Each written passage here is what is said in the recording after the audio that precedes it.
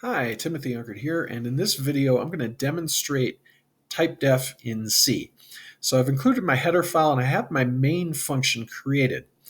Now if I want to use Typedef, I've got to use it near the top of the document. So I'm going to use it right under the include statement here and say Typedef.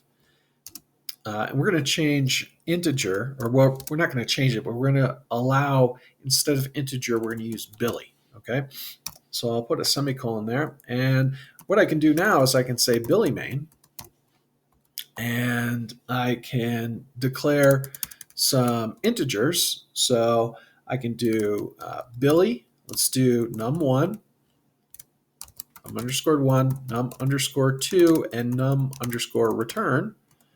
And now I can use those as integers. So I can say num1 equals 3, num2 equals 7, and then num underscore return equals 0.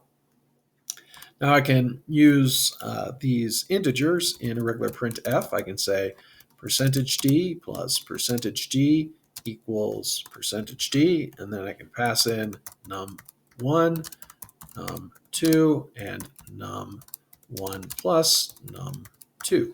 Okay.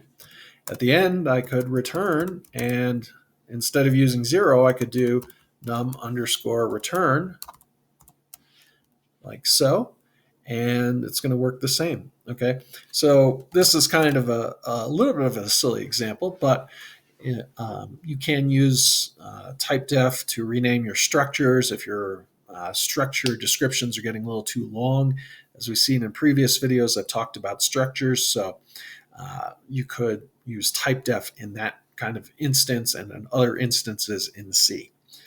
Anyways, let's make sure this compiles correctly. So we're going to open up a terminal and let's compile it into just Typedef.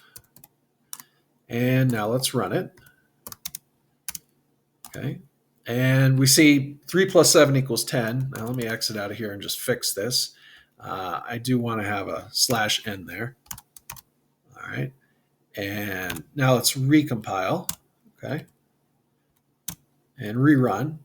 And you see it operates the same as any other program, even though we're using Billy in front of integers instead of int. I hope you found this video interesting. If you did, could you please give me a like? It really does help. And I hope to see you in the next one. So have a great day, and I hope to see you. Bye.